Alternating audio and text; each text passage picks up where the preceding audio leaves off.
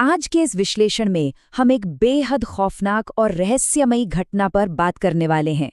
एक ऐसी कहानी जो हमें याद दिलाती है कि बिना मेहनत के रातों रात मिलने वाली अथाह दौलत असल में मुफ्त नहीं होती। इस कहानी में लालच है, शॉर्टकट की जिद है और एक ऐसा खौफनाक सौदा है जिसकी कीमत कोई इंसान अपनी जान देकर भी नहीं चुका सकता। तो चलिए इस अंधेरी यात्रा की शुरुआत करते हैं। एक सवाल जो शायद हम सबके दिमाग में कभी ना कभी जरूर आता है, असीमित और वो भी बिना किसी मेहनत के मिलने वाली दौलत के लिए आखिर क्या कीमत चुकानी पड़ सकती है। ये सवाल हमें सीधे एक गांव के किनारे मौजूद उस सूखे, वीरान और अंधेरे कुएं की गहराई में ले जाता है। एक ऐसा कुआं जिसके पास जाने से भी लोग खौफ खाते थे, लेकिन जहां एक इंसान अपनी किस्मत बदलने के लिए हर रात जाने लगा था। इस पूरी घटना को समझने के लिए चलिए इसके दो मुख्य किरदारों को देखते हैं, मिथुन और राजन। दोनों बचपन के दोस्त, लेकिन सोच बिल्कुल अलग।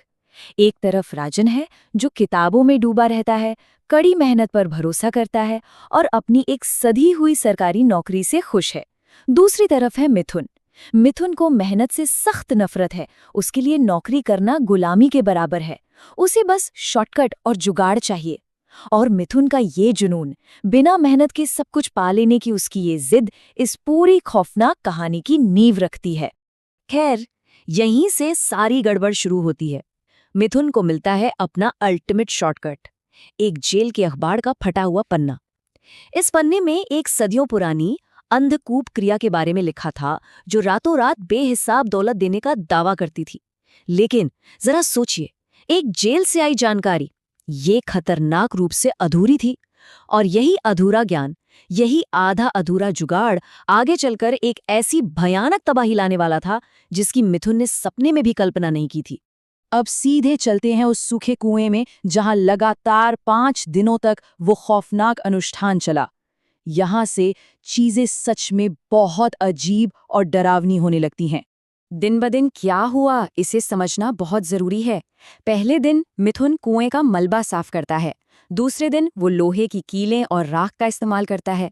लेकिन तीसरी रात जब वो मंत्र पढ़ता है तो उसे कुएं में किसी के भारी सांस लेने की आवाज सुनाई देती है।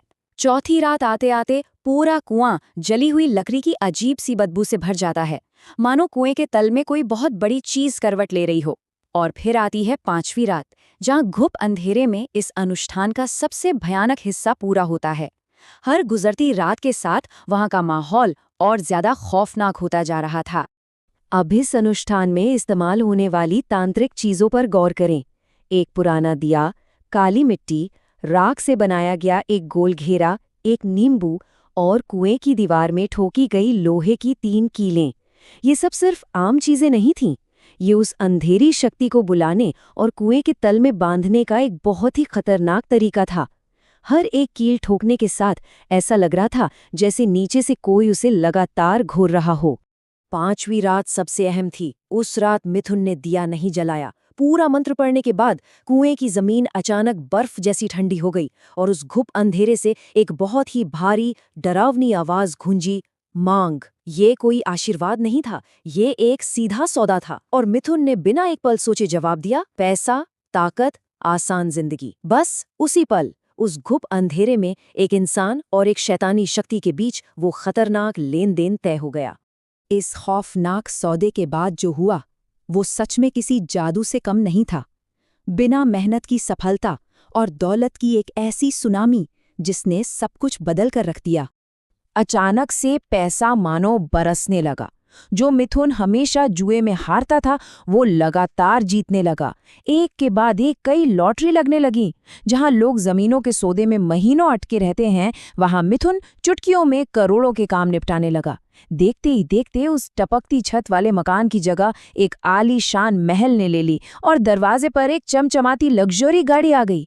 पैसा खुद चल कर आ रहा था, वो भी बिना एक बूंद पसीना बहाए। लेकिन यहाँ एक बहुत गहरी बात समझने वाली है। जब राजन पहली बार मिथुन के इस नए चमचमाते महल में दावत पर आया तो इस सारी चमक दमक के बीच उसके मन में एक ही खौफनाक बात चल रही थी। जिस तरक्की में मेहनत ना हो उसकी अक्सर कोई और ही कीमत चुकानी पड़ती है। राजन को अंदर ही अंदर एहसास हो गया था कि इस बेहिसाब अस्वाभाविक दौलत के पीछे जरूर कुछ बहुत भयानक छिपा हुआ है।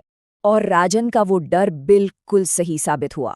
वो अस्वाभाविक किस्मत का दौर अचानक खत्म हो गया और फिर शुरू हुआ असली खौफ और बर्बादी का सिलसिला।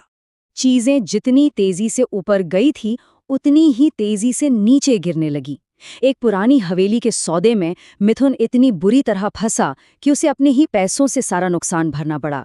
जुए में अब सिर्फ और सिर्फ हार मिल रही थी, लेकिन सबसे डरावना था वो जो उसके दिमाग के साथ हो रहा था। हर रात उसे अंधेरी सीलन भरी गुफाओं के भयानक सपने आने लगे, जहां से निकलने का कोई रास्ता नहीं था।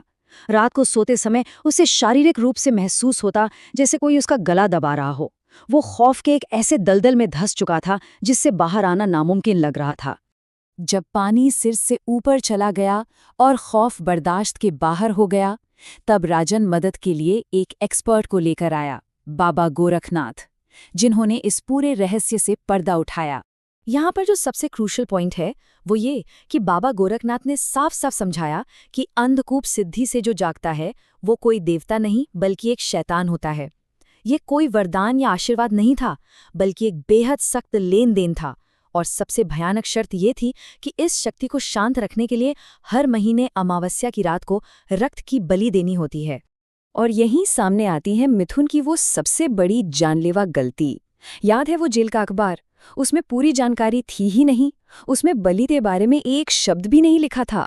शॉर्टकट के चक्कर में मिथुन ने आधी अधूरी जानकारी के साथ उस शैतान को जगा तो लिया, लेकिन उसे महीनों तक भूखा छोड़ दिया।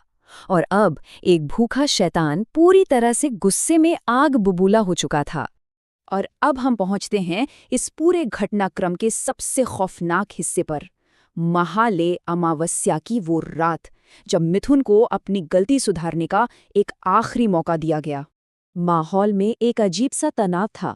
अपनी जान बचाने की एक आखिरी हताश कोशिश में मिथुन बाबा गोरखनाथ के साथ एक काले मुर्गे को लेकर फिर से उसी अंधेरे कुएं में उतरता है। वही पुराने निशान, वही दिया। कांपती हुई आवाज में मिथुन मंत्र पढ़ता है और उस मुर्गे की बलि देता है ताकि उस शैतान का बकाया कर्ज चुकाया जा सके। पर जो हुआ उस पर विश्वास करना मुश्किल है। खून जैसे ही जमीन पर गिरा, पलक झपकते ही सूख गया। अचानक कुएं की जमीन जोर जोर से कांपने लगी। उसमें बड़ी बड़ी दरारें पड़ गईं और जमीन के भीतर से खून की एक तेज पिचकारी उछलकर सीधे मिथुन के शरीर पर आ गिरी। बात साफ थी, शैतान ने ये देर से दी गई बलि ठुकरा दी थी। और तभी चारों तरफ एक बहुत ही भारी, खुरदुरी और भयानक आवाज गूंज उठी, मैंने तुझे सब कुछ दिया पर तू कभी नहीं आया।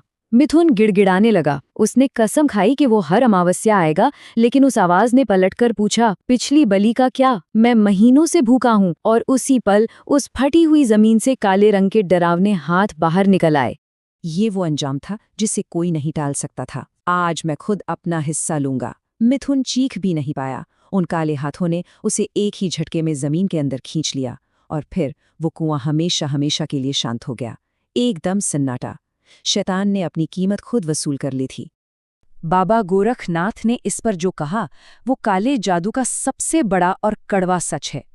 काली क्रियाओं का नियम बहुत साफ है। अगर शैतान का अपमान हुआ तो वो अपना बदला खुद लेता है। मिथुन की मौत का जिम्मेदार कोई और नहीं था।